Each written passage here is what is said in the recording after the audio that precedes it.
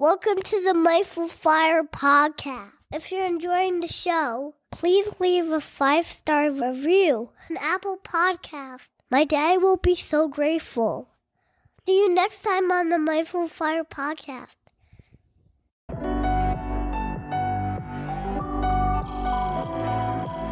Welcome to the Mindful Fire podcast, where we explore living mindfully on the path to financial independence and beyond.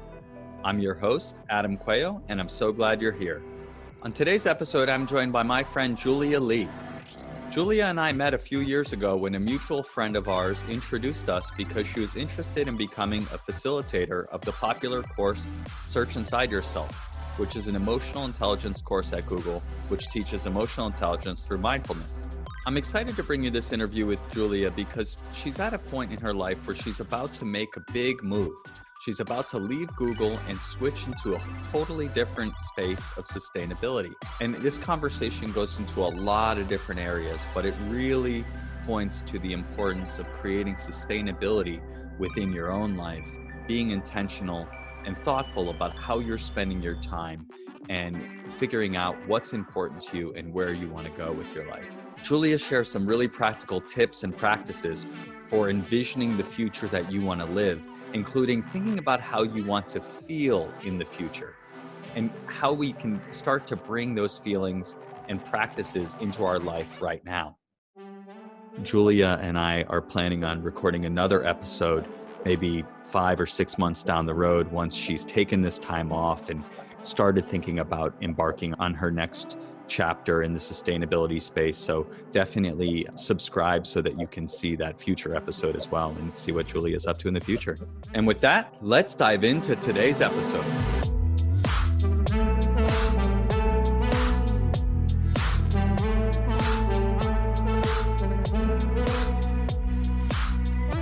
Welcome to the Mindful Fire podcast, Julia. Thanks so much, Adam. I'm so excited to be here with you. Yeah, I'm really excited to have you on the podcast today. For the audience, Julia and I met a few years ago when she was starting to look into becoming a facilitator for a course at Google called Search Inside Yourself. And so the two of us are both now facilitators of that program, but we had a mutual colleague and friend who introduced us to each other, and we had a really great conversation that I think was supposed to be like a half hour, ended up being like 2 hours. Yeah, that was a great first lunch that we had. Yeah, and we found that we were quite aligned on a lot of things, including mindfulness and just generally how we try to approach life. And so I'm really excited to have you on the podcast. Thanks so much. To begin, I'd love to have you share with our audience a little bit about who you are and what's going on in your life right now. Yeah, sure. So Adam and I recently caught up over chat at work, and I told him about this big life decision I was about to make. It's going to happen in about 2 months from now, which is I am leaving my job at Google to pursue a completely different path. So that's when he invited me on the podcast. But to give a little bit of background on how I got to this point. So in college, I studied neuroscience and business, and I thought that I would go down this route of healthcare or business or consulting or something along those lines. But it was right after I graduated from college that I read this book that changed my life, and it was called Ishmael by Daniel Quinn. It's a very interesting story, so I'm not going to get too much into that, but sometimes you read a book, you have an experience that just completely shifts your perspective, and that was the book for me. And I had this moment where I just realized, oh crap, I studied the wrong thing. I should have studied sustainability, environmentalism. And I just realized that moment that this was the most pressing challenge and opportunity of our lifetime, and that is what I wanted to get into. At the time, though, I had just moved up to San Francisco for a job in healthcare consulting, and I was there for 3 months before I then ended up joining Google, so that was a whole nother story.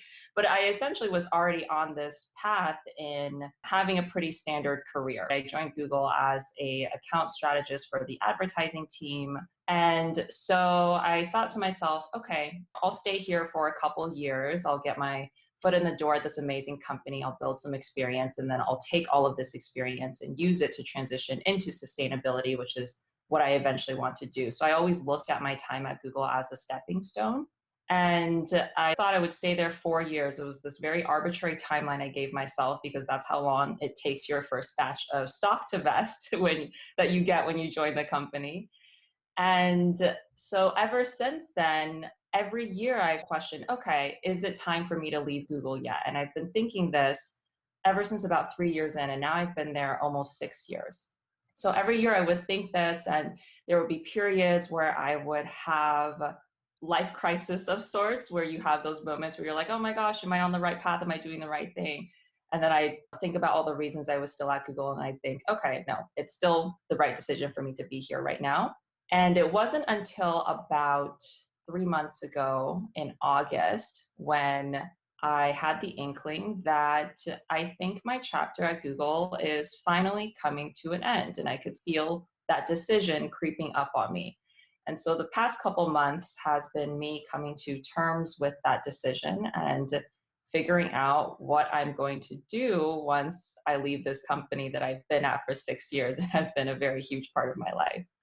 So that's where I'm at right now.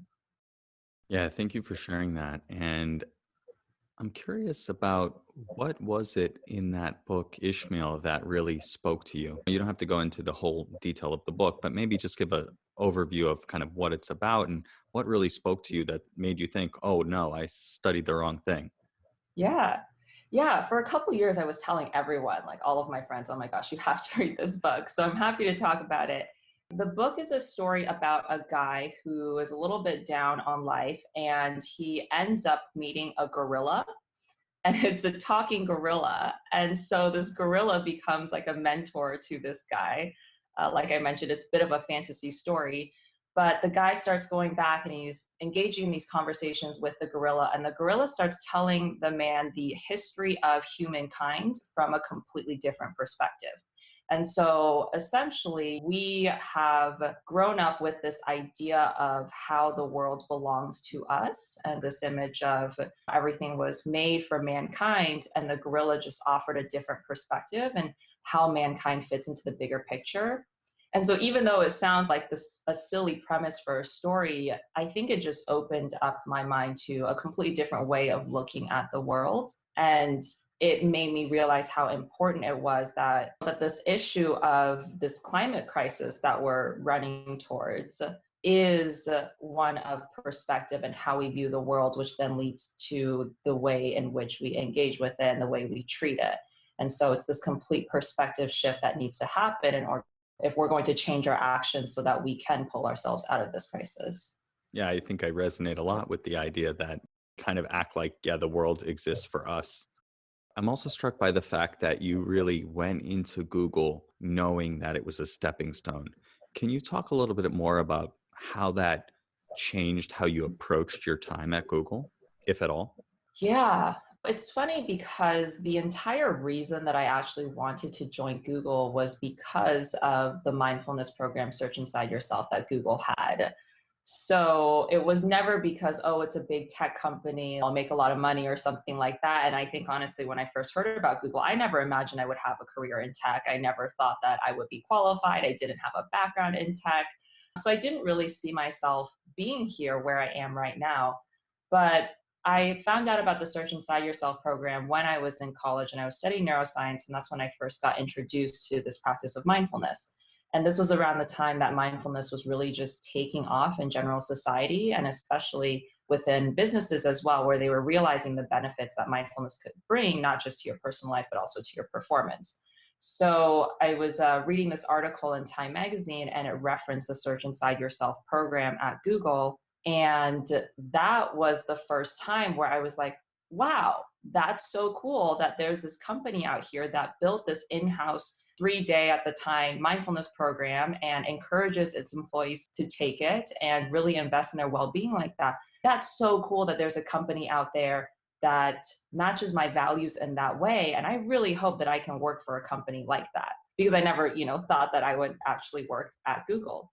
So when I was interviewing for Google, I at first looked at it as my foot in the door to become a part of this company culture that valued mindfulness. And I went through this crazy interview process of 15 interviews in a span of 2 months, which is unheard of. And I would say that's not normal. So don't let that scare anyone. But that's what gave me the grit to get through all of those, because I felt like there was such an alignment there. And the company I was working for at the time, I really wasn't feeling inspired or like I was growing. So I got into Google, and like I mentioned, I was essentially an account strategist on the advertising team, working with clients day in and day out. And I always just looked at it as, okay, I'm not doing sustainability related stuff right now, but I am building a skill set in this world of business and business management.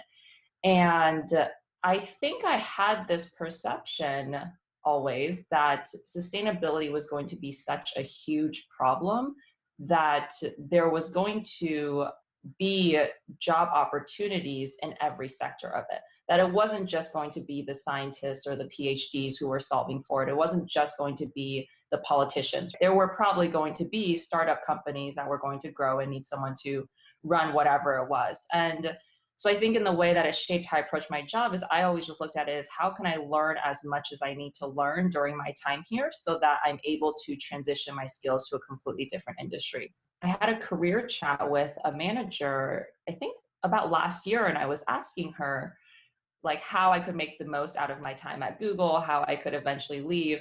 And she basically told me that I needed to figure out what I wanted to get out of my time at Google. And then once I got that out of my time there, then I would know. And I think that was one of the best pieces of advice that I ever got, because what that led me to do is I ended up writing a future resume for myself. So I drafted out this resume and I thought, okay, how do I want my resume to look, let's say, after I leave Google? And I just bulleted out the different accomplishments I wanted to have.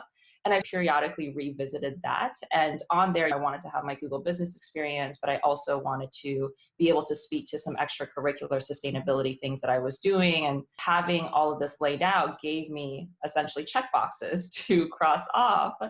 And I think part of that is also why I'm now at the place where I feel ready to leave, because I look at this and I recognize I've done most of the things on this list that I wanted to do. Some things changed because plans changed, but I feel really good about the point that I'm at right now.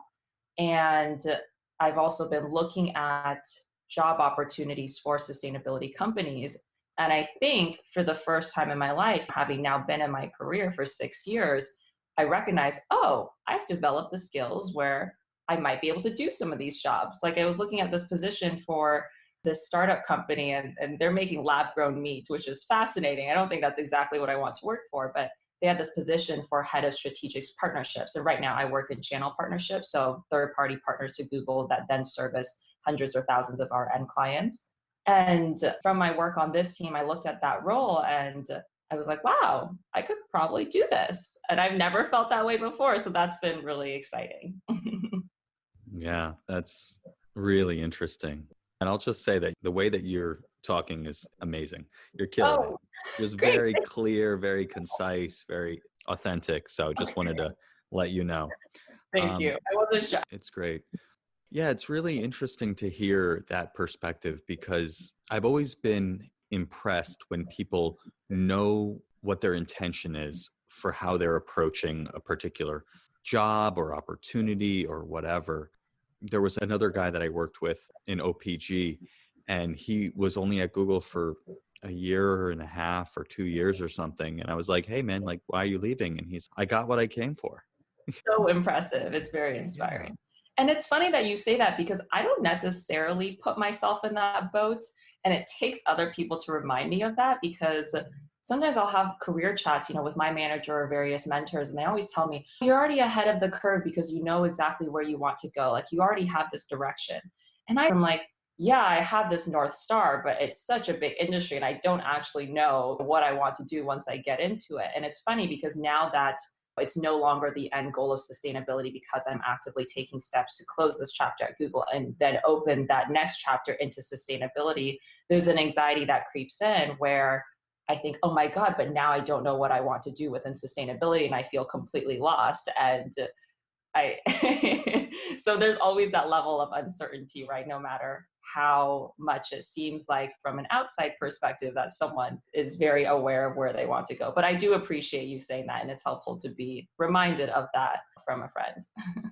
Yeah, absolutely. It's one of those things where I've found it various times in my career that I was just kind of like going through the motions, and I'm just kind of like letting things take me where they will. If an opportunity comes up, let me check it out, but not really owning my career or not really owning the direction I want to go, the path that I want to take, the skills that I want to learn.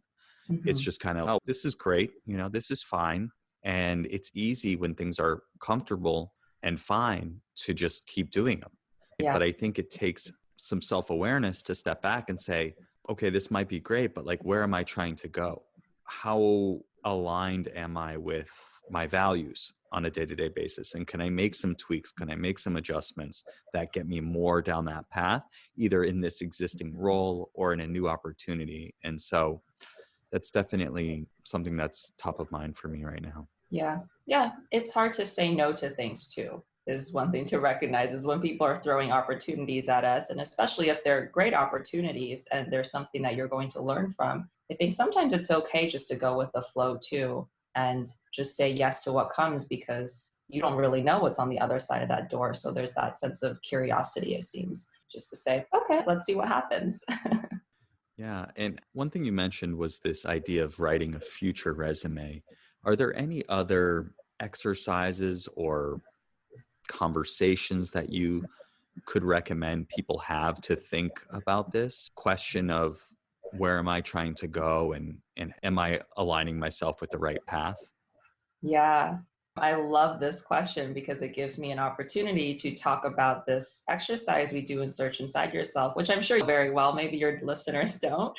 It's called an envisioning exercise. So essentially, what you do is you take a couple minutes to write a journal entry as if it's a journal entry from the future. And so you write it in the present tense, but you pretend like it's 3 years from now, 5 years from now, 10 years from now. And what you do is you write out what does your life look like at that point in time? What are the ways you feel? Who are you surrounded by? What are the activities that you're doing? And the idea in writing it in the present tense like this is because our brains essentially act like prediction machines. So our brains can't tell the future, right? None of us can tell the future. The only information that we're able to take in is from our past experience. And so if you're not being intentional about how you want to shape your future, what your mind is doing unconsciously is it's taking in this information from the past. It's saying, okay, here's how my life has gone up until now. Based on that, it probably will go the same way. And so you unconsciously just live out the same patterns. And so if you're trying to completely shift something, then this envisioning exercise can take you out of that bubble.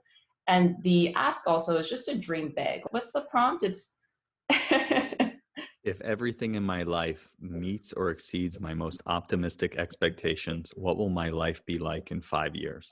perfect. Thank you for that. Exactly.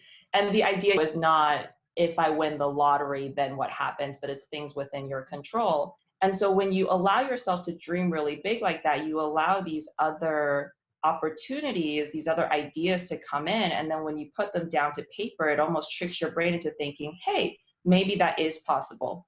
And that exercise actually is one of the reasons why I'm choosing to leave. And something we can get into further is one of the reasons why I'm choosing to leave and actually just take time off for a while. But to rewind a little bit on how I got to this point is I took Search Inside Yourself about 4 years ago for the first time as just a participant, did the envisioning exercise, had that journal entry down. And then about 2 years ago, I went through the teacher training to become a facilitator. And as part of that, you take the program again. And so again, I went through that envisioning exercise. And after teacher training, I thought, oh, I have this journal entry from 2 years before. Let me look at both of them in comparison and see how they compare. It was really interesting. But the thing that stuck out the most to me was in both of the entries I wrote, I will have traveled and I will have taken time off and just traveled the world and gotten different perspectives. And I don't think I even consciously realized at that time how much I wanted to travel and how much I just wanted to step outside of sort of the American bubble, the corporate ladder bubble. And I just wanted to see other different ways of living.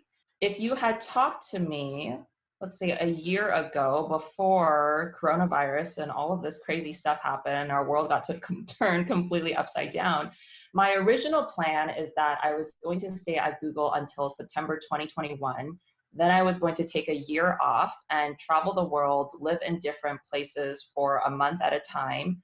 I had this idea that I would apply to grad school for sustainability, then defer. And so I would go travel and then come back and just have grad school waiting for me. And I basically had everything all mapped out. Yeah. And then COVID happened. But that's the envisioning practice and how it opened the door for me in terms of realizing the things that I wanted to get out of life. Maybe it was within work, or maybe it was even outside of work.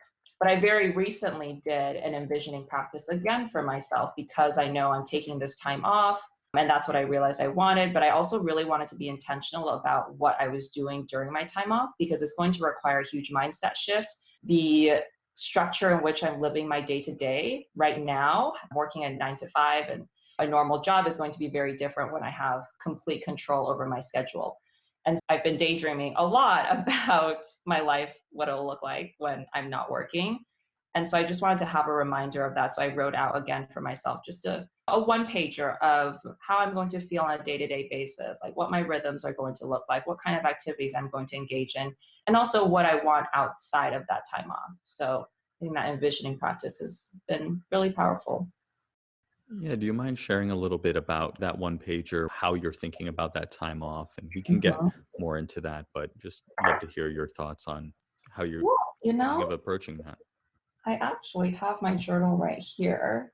It's pretty short. I can read it, which I will acknowledge feels a little bit scary, but I also think it's an example where if you want something to happen in your life, then writing it down is, a powerful manifestation tool of sorts.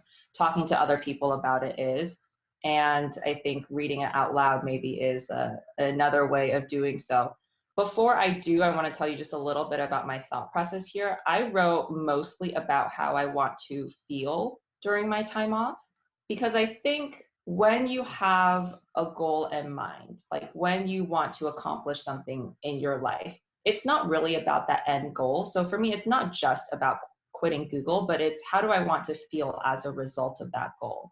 And so by writing out those feelings, I also want to remind myself, this is how I want to feel. These maybe are ways that I can bring these feelings into my life right now. So getting clear on that and then bring it into my life right now, so I can gradually start to make that mindset shift towards living these types of feelings full time. So this is my short envisioning journal entry to myself. I wrote, a vision of a future life for myself, one rooted in joy, presence, and rest. I wake up every morning delighted to greet the day. I luxuriously make my morning tea, lightly move my body, and find a few unrushed moments of mindful stillness. Mornings are dedicated to learning, an online course, a good book, researching what interests me. I have the time and space to cook delicious, nourishing meals that are a reflection of my gratitude and connection to the earth. In the afternoons, I paint. My creativity has never thrived more. 3 times a week, I stress my physical body. I feel stronger and more capable than I have in a long time. As a result, my mind also feels stimulated and alive. Boredom, restlessness, and dread are markers of the past. Rest is prioritized when I need it. This healthy balance of being and doing is simply a microcosm of the paradigm shift that needs to happen in the world. And when the time feels right, I emerge from this cocoon with a clear vision of the change I want to enact in this world and the courage to do it.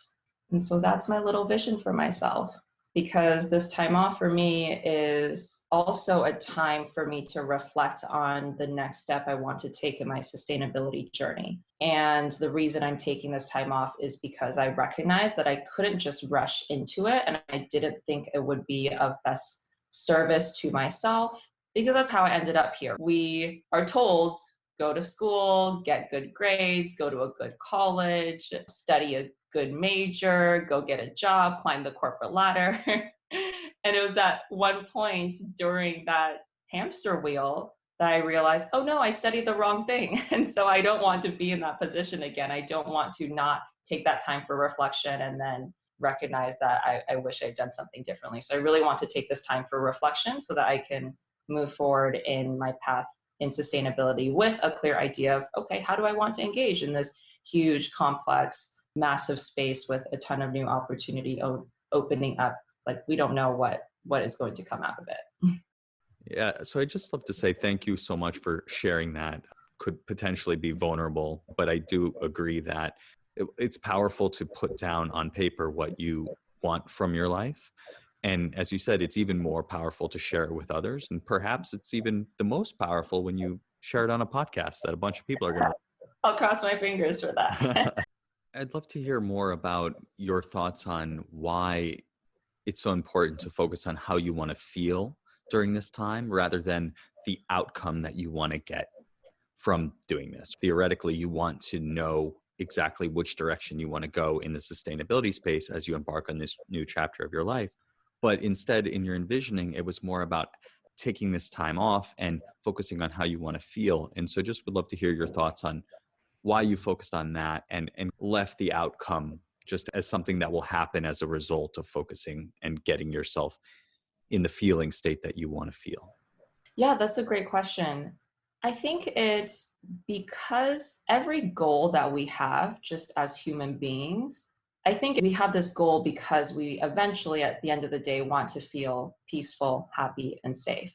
So that's the root of all of it. But we really tend to get confused by all of these surface level goals that we set for ourselves, whether they are goals that are coming from us internally, or maybe it's things that society has told us, hey, if you achieve X, Y, and Z, then you'll be happy. But at the end of the day, we're all just looking for that joy and that peace. And so I think if you really tune into that feeling and then focus on that feeling that you're going towards, that adds more meaning to your goals. Let's say we use finances as an example because you run a financial podcast and you have this goal of retiring by the time you're 35. I think what you want to challenge yourself to do is to really consider, why do I want to retire by the time I'm 35? What's the purpose of that? What is this going to bring me? It's not just about the amount of money that you make, right? Because the money is a means to an end. So what is that end for yourself? Is it the freedom to pursue full-time things that you truly care about? Is it more time to spend with your family? Is it that you will be able to pursue certain hobbies and just fun things that you want to do in life? So getting really clear on that end. And then I also think of this as just this idea of, there's a lot of talk in the spiritual space about manifestation and law of attraction and how to bring these things into your life. And I think of this as manifestation 101, which is think about how you want to feel at the end of your goal, and then look for ways to bring that feeling into your life right now. Because or else you're just living for this future state. You're just thinking, oh, once I achieve X, Y, and Z, then I'll be happy. But if you're constantly living in that type of mindset, once you get there, you haven't practiced being happy. So how are you supposed to suddenly flip a switch and just be happy because you have an arbitrary amount of money in your bank account? And I think as people, we're always striving for that next thing. And so once you achieve a certain goal, there probably will be another goal that comes up, just you're not aware of that goal yet. But if you're constantly in that striving mindset, then you're missing out on the time that you have right now. And so that feeling piece is you are consciously training yourself along the way to achieve that end state that you want to feel. That is also part of your journey in getting there, or else you end up there, you have that same mindset. And there's also this idea of neuroplasticity. It's something we talk a lot about in mindfulness, which is that you have the power to change your brain based on what you pay attention to. And I think one thing that really struck me is a mindfulness teacher that I follow. I remember one time they said, neuroplasticity is happening all the time, whether you're conscious of it or not. And so how can you be more conscious about the ways in which you want to shape your brain instead of just going by default? I want to feel more creative. I want to practice my ability to rest. I want to engage with the world in a way that's not just about money, but more so about the purpose and the contribution that I'm making. So how can I bring all of those aspects into my life right now? And I think in writing this envisioning statement, there's little pieces of that that I've been able to pull in. For example, right now during the pandemic is the first time in my life that I've built a healthy morning routine for myself. because I had never had the time before, and I'd always wake up and I would just rush to get to work, or in San Francisco to get on the shuttle and get to work. And it was probably about 3 months into the pandemic where it finally clicked for me, where I realized, oh my gosh, I don't have to wake up and drag myself to my desk and start my day and just be unhappy about that. I can bring in this sense of inspiration. I can bring in this sense of excitement to start my day by crafting this morning routine. And so by practicing that right now, when I do take my time off, I won't still be in that default mindset of, oh my gosh, I woke up and now I have to start my day. I have to do this. It's, oh my gosh, I woke up and I have this beautiful routine that I get to do. And I've been practicing doing this routine for the past couple months. And now I'm good at it. And I can use that to then go into, this amazing day I'm going to have. Yeah, thank you for sharing that. I have had times in my life where I had strong morning routine, and now is not one of those times, but I'm looking to get back to that just because it is so important how you start your day. And I totally agree that getting clear on how you want to feel in the future, especially with regards to financial independence, this idea of retiring early. So many people do put it out there that, like, when I get there, then I can be happy. If only this would happen, then everything would be great. But the reality is, when you get there, you're just going to want something else if you haven't practiced feeling the way that you want to feel. And so thinking about that and then really bringing that into this moment is really important and really valuable practice. And I talked about this on another podcast with, I think it was episode 6 with Morgan Bricka. And summary was essentially, don't wait to live your life. And she was saying that she tries to infuse each one of her days with joy and ease. And it's just something that we can do. You just have to be conscious of it and intentional about it. Starting your day with a morning routine where you set that intention and create a little space for doing that, really, I think, is the foundation for doing that in more and more of your life. Yeah. I actually loved that episode with Morgan. I resonated a lot with the things she said. So I love that you drew that parallel. I think another thing to remember is that all of life, we're just practicing. There's never an end point. There's never, a point where you're going to have a perfect morning routine. Probably not. Maybe you will, but probably not. And so that's okay. And we have to be able to be flexible with what is going to be most supportive to our current situation. But it's really nice to be able to have these different things in your toolbox, practicing having a morning routine, and then maybe you fall off that bandwagon. But hey, if I need a little bit more structure in my life, and I recognize I'm starting my days and just in a bit of a state of dread or whatever it is, I can call on this tool to have it. It's the same thing with the meditation practice. Is we're always just practicing, and there's no perfect end state that we will get to. And I think it's really cool. Let's recognize that we're on this journey. We're always going to be learning, and the fun part is being on this journey, because you're always going to be on a journey. Once you hit this goal, you're going to be on a journey to another goal. So how exciting is it that we get to be on this journey right now and learning the things that we're learning in this journey right now? And then we'll have another one where we get to learn new, cool, amazing things that add to our life. Absolutely. I'd love to understand a little bit more about how you got interested in mindfulness and what support mindfulness has provided you as you have thought about making this change and now are getting ready to make this big change of leaving Google and shifting into sustainability. Yeah.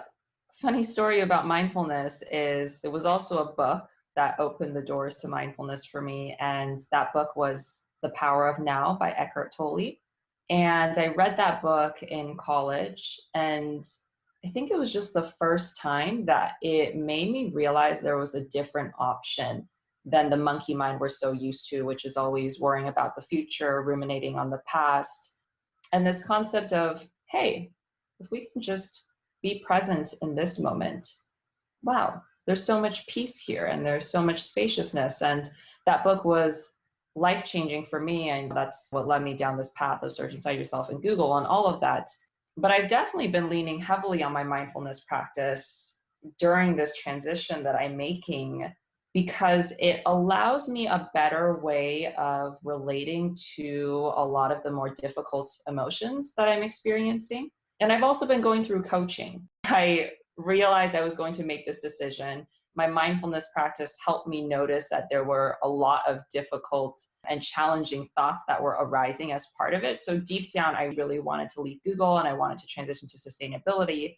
On the surface level, my mind was saying to me, oh my gosh, this is so scary. Are you sure you want to do it? What if it doesn't work out? What if you never find a job? Oh my God, you're not going to get paid. What if you're really not good enough to succeed in a career in sustainability? All of that stuff that our minds do. My mindfulness helped me recognize that. I probably wanted support in this instance. And then also just apply my mindfulness to dealing with these emotions has really helped me come to a healthy place with them, which is where I'm at right now, because I first decided in August is when I had this inkling, I think I want to leave. And it's probably taken me 3 months to be like, okay, I am secure in my decision and I am ready to tell people about it. And I think the biggest piece that mindfulness has helped me with is when these voices come up, these voices of anxiety or fear or even guilt. Oh my gosh, I'm letting down my coworkers by leaving and things are going to be so hard for them once I leave. Mindfulness helps me, one, not necessarily believe them. A lot of the times we're believing whatever our mind is telling us, but if I can just recognize it as a voice in my head instead of as the truth, that gives me a little bit of space from it. And then it gives me the opportunity to respond to that voice. So one thing I've really been practicing is noticing when these thoughts come up and then saying thank you to them and acknowledging them for what they are and appreciating them. And I find that does not then drag me down into the rabbit hole that they want to drag me down into. One example is it also comes in waves, right? Me being at peace with this decision and then me feeling really anxious about it. And I would say this week, I have been feeling a little bit anxious about it because I've been researching all of these really cool sustainability companies and reading up on their founders. And it's triggered a huge amount of imposter syndrome in myself where I'm like, oh my gosh, there's no way I could do what they do. There's no way I could start a company. I don't think I can do that. And it's this not good enough voice that's talking in my head and it makes me feel like crap. And so that's where I bring in my mindfulness practice. It's, okay, I have this voice. It's telling me I'm not good enough. It's not the truth. It's just a voice. And what can I say in response to this voice? And what I've been practicing saying is, thank you for showing me how much opportunity there is for me to grow in this industry that I still know very little about. And so that is to the voice of this anxiety and this imposter syndrome. When I feel really fearful, I'm not going to be making money. What if all these things happen? I say to that voice, thank you for showing me that I care about security and I care about maintaining my well-being.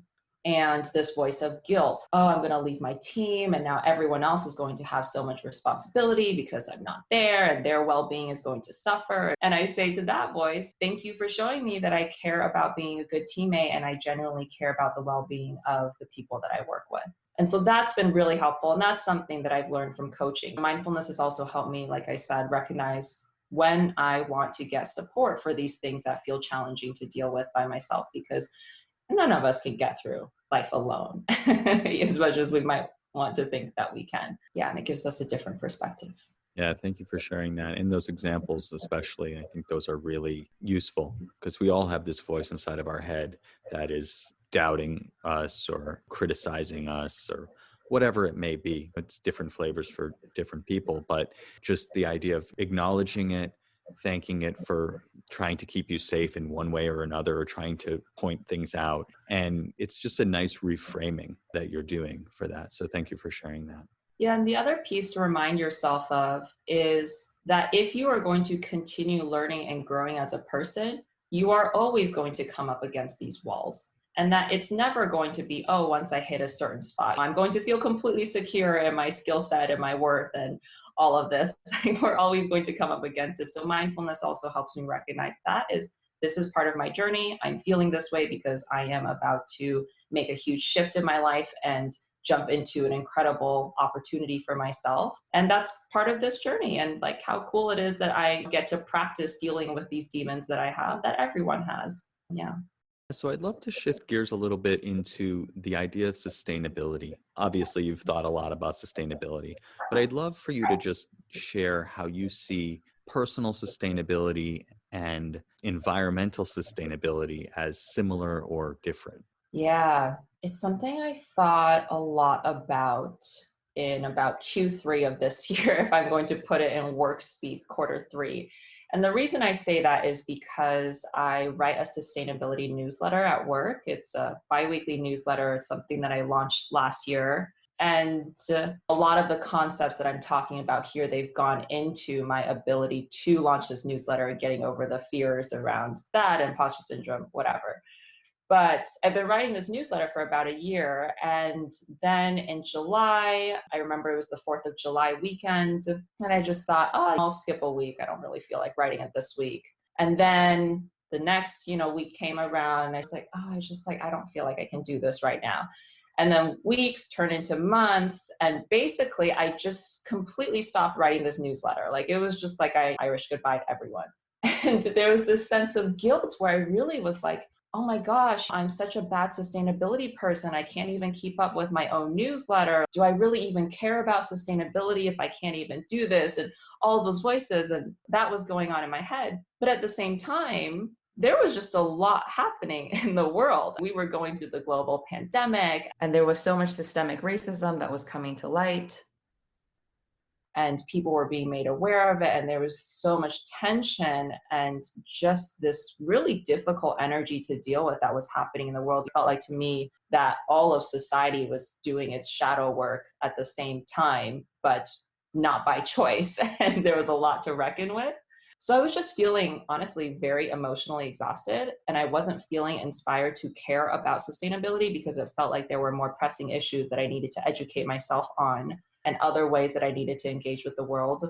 So it was very much this tug of war in my mind, feeling bad on one hand, but on the other hand, I was really trying to practice self-compassion. I was just like, I don't think I want to do this right now. I don't think I have the energy for it. And I really just need to rest and process and deal with everything else happening. I was just wondering the entire time, am I ever going to pick up this newsletter again? And it was 3 months later that I finally felt ready. And I was trying to think about what I was going to write about.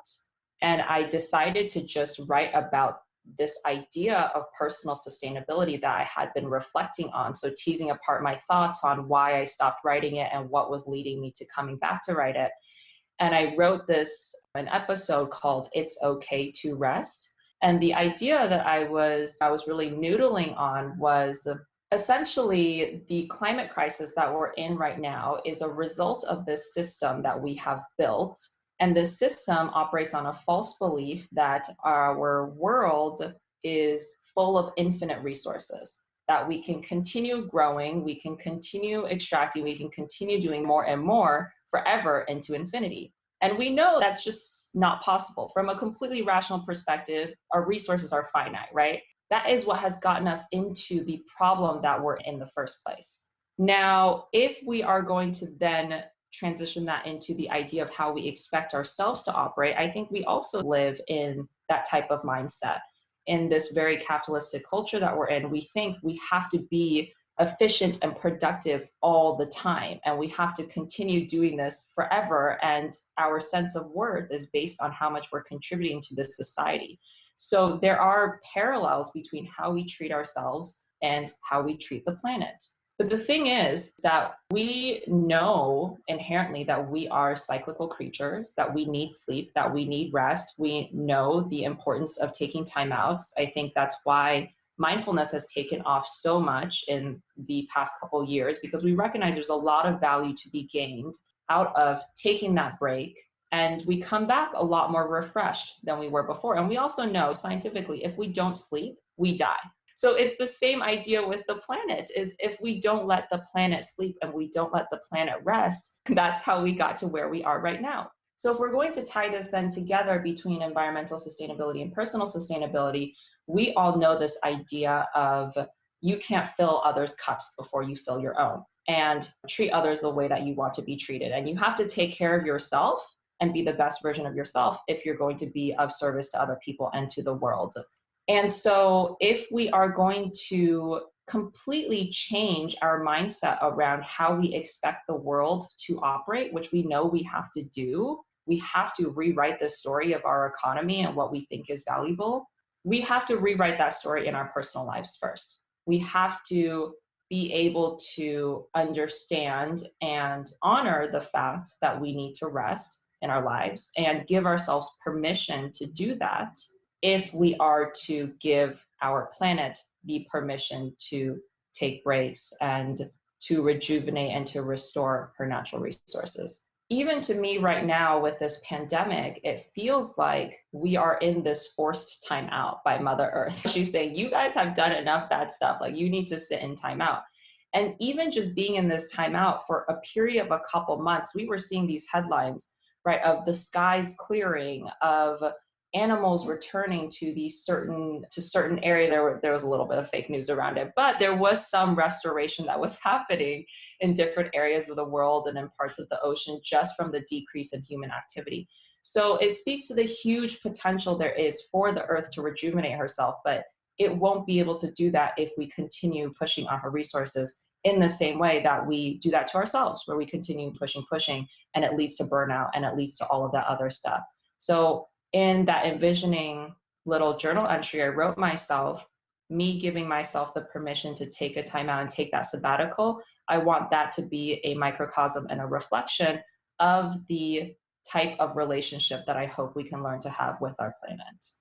Yeah, thank you for sharing that. I think that's really a powerful way to think about life. And I think the parallels are abundant when you think about how we are constantly going and how we're constantly just exploiting the resources of the earth to no end, expecting that it will never just stop working.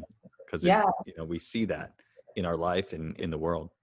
Yeah. And I listened to a climate talk recently, and something that really stuck with me was this idea of how we value things in our current economy, where a tree is worth more to us dead than alive, even though trees only make the oxygen that we breathe. But just because our system doesn't value it doesn't mean that it's not valuable. It just means that our system is maybe a little bit twisted. So I think of that in the same way in our personal lives. Just because our system doesn't value rest doesn't mean that rest is not important. And in the grand scheme of things, once I take this time off, I'm hoping to go back in with a completely renewed sense of drive and of desire and of just recharging my battery, so I'm ready to completely re-engage in the way that I want to re-engage instead of from a depleted sense.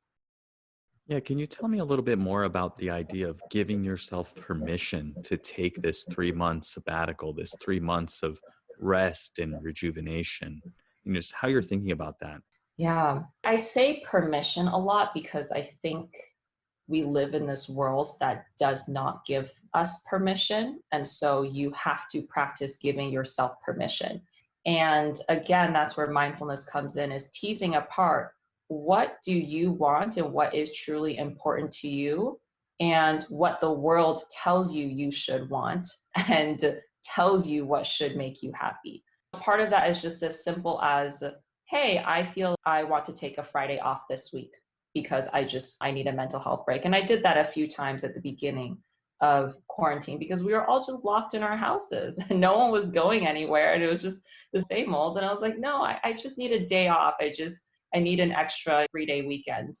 But no one is going to tell you, I think, hey, it's okay to do this. So sometimes you have to tell yourself, no, it's okay for me to do this. It's okay for me to take some time to myself, or it's okay for me to just not give my entire life away to work because that is what the system wants out of us. And I try and remind a lot of my friends about this as well. When they'll say, oh, I don't have the time for this, or I don't have the money for this. I'm like, you probably have the time, you probably have the money, but you just have this idea of, I can't spend that money. And actually, if I'm going to talk a little bit about me taking this sabbatical and not going to be making any income during that time, that's a huge piece of giving myself that permission to dip into my savings, because that feels really scary. And I could be of the mindset, oh my gosh, no, like I don't have enough money, or what if this happens, or what if that happens? That's one way of looking at it. Or the other way of looking at it is, I've worked really hard to save up all this money and to get to a place where I finally feel financially secure and stable, and I've paid off my student loans and all of that. And this is a gift that I'm giving to myself, and I'm going to give myself permission to take that gift. And I talked to a friend who left Google. I've been talking to a lot of friends who left Google to get their advice. So some of this is far from them and just learnings from other people. But she really helped me because she said she was a friend who took off, I think she was going to take off 3 months last year. It turned into 9 months. And so I asked her about just from a financial perspective because I was really worrying about it for a bit. And she said, yeah, sometimes I look at my savings and do I think, oh, I wish there was a little bit more money in there? Yeah, sure. But I also would not trade that time that I gave myself for the world because it gave me the space to think about what it was I actually wanted to do. She also made a career pivot based on that time off, and she didn't know she was going to make that pivot before she took that time off. So that's what came out of the time off. And she says, it's my savings, it's my money. I can always make more money, but I can't ever give that time to myself or trade that for anything. And that's why I also say money is a means to an end. Money has no inherent value in and of itself. It's what do you want that money to be able to do for you? And for me personally, is I want that money to buy myself a little bit of freedom from this corporate ladder that I've been trained to climb for 6 years, and to give myself permission to have that freedom for at least a little bit. And then we'll see what happens. Yeah, I think it's super brave. And I think you really just hit on all of the fears and thoughts that I personally have, and I think a lot of people have, right? That the whole idea, oh, what will happen if I step away from work? Or will I have enough money? Will having a gap on my resume ruin me forever? This idea that's sold to us that you can't have a gap on your resume is just like baffling to me. Yeah. Yeah. And it's not everywhere in the world. It's in Europe, they take gap years all the time. And so I think that's why it's also so helpful to just be able to talk to other people and get a different perspective, because we can really get stuck in our own echo chamber, whether it's just our small circle of family or friends or whether it's inside our own head. Yeah, no, it's interesting because as I mentioned, I was recording a podcast yesterday with a friend who also left Google several years ago, and he is Australian and grew up in Australia and was living in New York City for about 3 years. And we were talking about this idea of just the pace at which things are happening within Google, within the United States, that it's just aggressive, it's constant. And we were talking about this idea of different types of value. We were talking about this idea of financial value is only one metric. And we were really talking about if before you can fill up other people's cup, you need to fill up your own cup.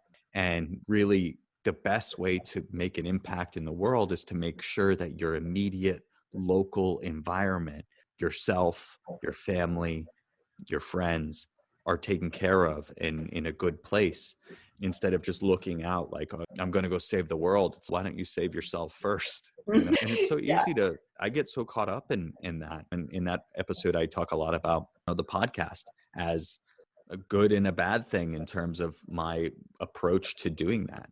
Yeah. Yeah. Why do you say a good and a bad thing? I'm curious.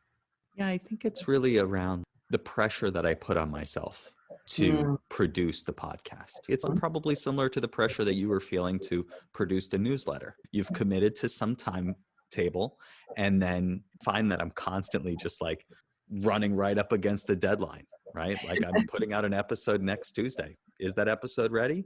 No, not yet. Yeah. And so it's just that pace that I'm trying to keep up, and it's self-imposed. And so maybe I need to take a little bit of a step back and say, what do I need? How do I want to feel? What's this sense of rest that I can create? Instead of focusing on producing so much and getting caught up in the go of work and life, maybe there's some level of a little bit more balance that I can find, eating healthy and really getting my mind around like why that's so important. And I think it gets back to this idea of sustainability. If I'm just jumping from one dopamine hit to the next, watching TV or looking at my podcast stats or eating McDonald's or whatever it might be, that my wife jokes that like me going to McDonald's is my self-care. Yeah. You'll probably do a little better than that. But then again, also I can indulge. Yeah. Yeah, Adam, I definitely relate, I think, especially on the doing a project, an extracurricular project that you've given yourself, because I always have this idea of, oh, I'm not doing enough. And I think I hear that you're also feeling that way about it, because you are running this podcast where you want to inspire other people around financial independence and mindfulness. And that's a huge goal. And so there's this idea of, oh, but I could always reach more people, or, oh, I could always release more episodes, or I could grow faster, or whatever it is. And I feel the same way about my newsletter with sustainability. It's a huge problem. And I'm always like, I don't have enough subscribers. Like, I want more people to read. And so one thing we really have to practice with ourselves too is just saying, this is enough. Oh, I have 250 subscribers. This is enough. There are 250 individual people who are reading this. And same with you, like the people that you are reaching, how can you practice saying to yourself, even if I just inspire one person, that's enough. Or even if I just inspire 5 people, that's enough. Because I think it's just this not enough mindset that we're always running to. And then it comes to self-care too. Oh, I'm not doing enough to take care of myself. But it's, do we think that something magical is going to happen if we eat one less meal at McDonald's? Probably not. So how can you let wherever you are and whatever you're doing be enough for right now, and acknowledge, yeah, there are areas for me to grow. And how cool is it that I have this path that I get to grow on, and I have so much to learn there. And everything I've learned up until now has been amazing, and it's enough. And it's enough for me at this current moment in time. It's a bit of self-compassion there that we're always practicing. Totally. And this idea of enough is one of the reasons why I'm exploring this podcast. It's very much top of mind. And I think you summarized it beautifully, because especially in the like doing things and striving and all of this, it's enough. It's enough to put out a podcast, and it's enough to be working and parenting full time. Yeah. And it's enough get through some of my deluge of emails. It's really hard for me to come to that. And you're not the only so it's a constant struggle. Yeah. Yeah. Okay, let's shift gears now to what I call the Mindful Fire Final Four. All right. So the first question is, what is one thing that you're extremely grateful for?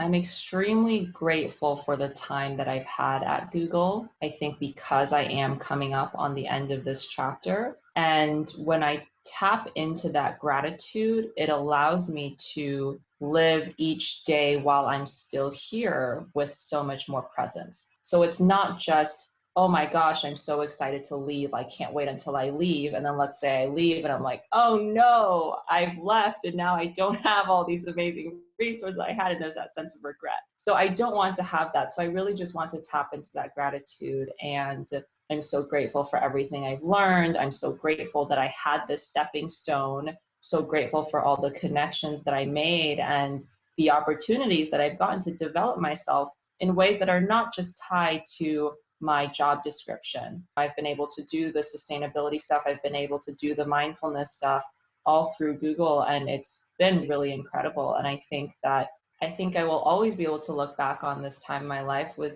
just so much gratitude. How amazing it was that this was something I got to live through, even the really hard parts and the challenging parts, but also just the opportunities I've gotten and the people I've gotten to meet. It feels like a really beautiful part of my story. Yeah, thank you for sharing that. I totally agree and often lose sight of that.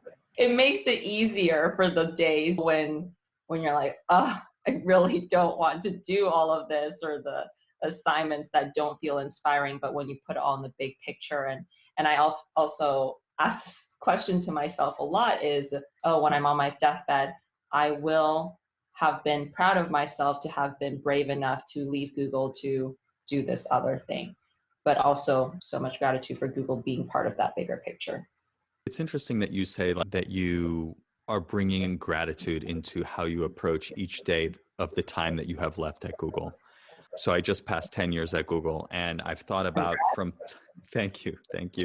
I've thought a lot about this from time to time in terms of how do I make the most of this opportunity, and to some degree take as much advantage of this time that I can.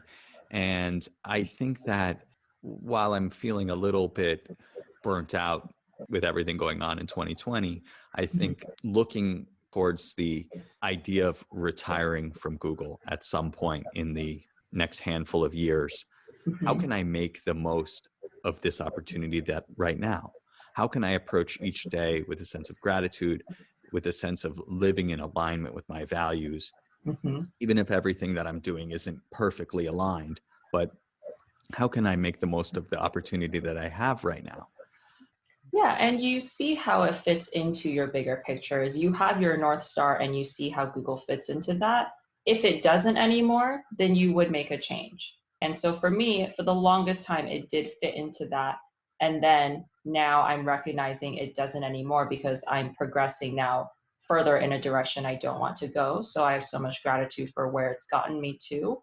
But now is the time for the end. Yeah, and I think for you, always keeping in mind that North Star and having that gratitude of this place where you are is getting you towards that North Star. If it doesn't at some point or you reach that star, awesome. Yeah, but keeping things in perspective. Yeah, I think I need to do a little bit more reflection on what that North Star is and Mm. where I'm trying to go. I have inklings, but I don't know if I've fully. You might have 5 different North Stars, or you get there and you realize there's another star somewhere else you're chasing. And that's All right. So the second question is, what piece of advice would you give to someone early on their path to financial independence? So I would tell them to always have a learning mindset because I'll leave your listeners with this last funny story. Your podcast is called Mindful Fire. And when I started listening to it, I was mostly listening to the meditations, loved those. But I just thought you called it Mindful Fire because I was like, fire is a cool concept. And it wasn't until I started listening to the interviews that I realized, oh, it's this acronym for financial independence, retire early. And that's why it's all about finances. And that's why he says it in the intro. I actually, full disclosure, I don't consider myself a very financially savvy person. And I, to myself and make fun of myself for this a little bit, but I'm like, I barely know how to log into my 401k. So I'm not a role model in that sense, but part of the reason I want to, or part of the thing that I want to do during my time off as well is to get my finances in order and to figure out how to invest my money and all of that. So I think for anyone who maybe is in my shoes, just understand that you have the capacity to learn it. And it feels to me right now like a very big, scary world that is very confusing to me. And I've talked to financial advisors and I've tried to read about it. And I've literally studied a 401k multiple times and I still can't figure out what's going on. Or I can figure that out. I don't know about the Roth stuff and the IRA stuff. I still get those mixed up. But that you can learn. And again, just appreciating where you are in your own journey. And for me, that's wow, good job. I paid off all my student loans and I've saved up enough money to do something that I want to do. And I finally feel secure for the first time ever as an adult. And I have that safety net and just being grateful for that. And then everything else I'm going to learn along the way, and anyone else can too. Said. And as you are exploring that, I would highly recommend reading this book called The Simple Path to Wealth Oh, by a guy thank named you. J.L. Collins. So anyone who's early in their path to financial independence, that book really lays out the path. It makes it very clear that investing doesn't need to be scary, doesn't need to be complicated, and is the path that I'm following. That's great. Thanks, Adam. Spoiler, yeah. Yeah, I have a reading list of books I'm going to read during my time off about money. So I will definitely add that one to it. I haven't heard of it. Yeah, yeah, fantastic. Another good one, just for your list, if you are interested, is called Your Money or Your Life by Okay, Vicki Robin. She's like the godmother of the financial independence movement. So it's fantastic. another good one. I will note those down. Thank you. And the third question is, what piece of advice would you give to someone getting started with meditation and mindfulness? I would say that the goal of meditation is not to have no thoughts, because sometimes that is a misconception. The goal of meditation is to be able to relate to your thoughts in a healthy way, because your brain is going to always make thoughts. That's what your brain is designed to do. In the same way your heart is designed to beat. As much as you can't stop your heart from beating, you can't stop your mind from making thoughts. So just keep that in mind. Sometimes people put so much pressure on themselves when they think, I have to sit down, I have to not have a single thought. And that is a perfect meditation practice.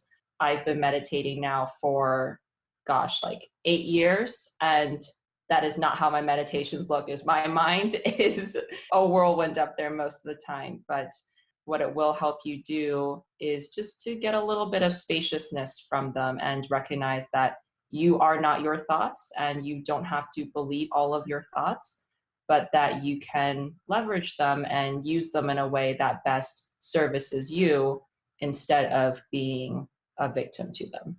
Absolutely. Well said. And I think that, yeah, that's a very common misconception of what mindfulness is. And the definition of mindfulness has essentially two aspects to it: the awareness that arises from paying attention on purpose in the present moment, non-judgmentally. And for the longest time of meditating, probably 6 of my 8 years meditating, I was so focused on the attention piece. My attention should be on my breath. If it wanders, I bring it back. And while that's part of it, there's also this whole aspect of the attitude that I bring to it, and how you described as how I'm relating to my thoughts and my experience. And so this idea of non-judgment, or the way I think about it is just being open, kind, and curious towards myself and whatever comes up in my experience, is as much, if not more important. And so I think you summarized that beautifully. Yeah, there's the practice where you sit there and you watch your thoughts, but the more you bring in that open and curious and kind mindset, the more you'll be able to bring that into your day-to-day experience, as well as when you're just navigating life and a little thought comes up, and instead of believing it and then feeling bad probably as a result of it, oh, my crazy brain, there's that thought again. And then you can, Exactly. And the final question is, how can people connect with you online and find out a little bit more about what you're working on or your journey as you head forward? Wow, that's a great question. The best way to get in touch with me as of right now would just be my email address. So that is lee.julia.w@gmail.com. It's spelled LI.JULIA.W@gmail.com. And the reason I only share that is because I'm in this phase where I'm trying to disconnect from Instagram a lot more. And I've been trying to not go on it as a result of watching The Social Dilemma recently. So I'm experimenting with my relationship there, and I'm hoping I'll come out of it on the other side, maybe with a healthier relationship, but also just teasing apart what does it even mean to have a healthy relationship with our online profiles. So there's that. Maybe I'll build a website at some point when I'm unemployed. We'll see. But there's my email, and I would love to connect with anyone on anything related to mindfulness and sustainability and food, which is something I'm hugely passionate about in relation to sustainability, and art. I actually am trying to be a bit of a part-time artist during my time off, which is something we didn't talk about today. But yeah, there's a lot of things I'd love to engage with any of your listeners on. So that's where they can reach me at my email. At some point, I do intend on rebuilding a healthy relationship with social media, and I do intend on getting back on Instagram. And so my Instagram handle is at WJulia, which is where people can connect with me as well. Perfect. Thank you, Julia, so much for taking the time and sharing your wisdom on this podcast. I learned so much, and am going to try to incorporate some of it in my life. And so thank you so much for joining me today on the Mindful Fire podcast. And thank you so much, Adam, for having me. I really enjoyed our conversation. This was lovely and so great to spend this afternoon with you. Thank you. Likewise. And I'll just say for the audience that Julia and I are planning on recording another episode, maybe 5 or 6 months down the road, once she's taken this time off and started thinking about embarking on her next chapter in the sustainability space. So definitely subscribe so that you can see that future episode as well and see what Julia is up to in the future. Cool. Thanks, Adam. Yes, definitely. Yes, subscribe. Adam needs some self-worth. Subscribe. Yes, definitely. We'll see what I'm up to a few months from now. Perfect. Thanks again, Julia. Thank you so much for joining me on today's episode of the Mindful Fire podcast. If you got value from today's episode and you've been getting value up until this point, please hit subscribe on the platform you're listening to this on. This just lets the providers know you're getting value from the episodes and you'd like to be here when we produce additional content. And if you found today's episode valuable, please do share it with a friend or two who might get value from the episode. As a reminder, each Tuesday as part of the Mindful Fire podcast, I release either a guided meditation or an inspiring interview diving into the concepts of mindfulness and financial independence. And if you're enjoying the podcast, it'd mean the world to me if you could write a 5-star review on Apple Podcasts, which just helps more people find out about the message of financial independence and mindfulness. Thanks again, and we'll catch you next time on the Mindful Fire podcast.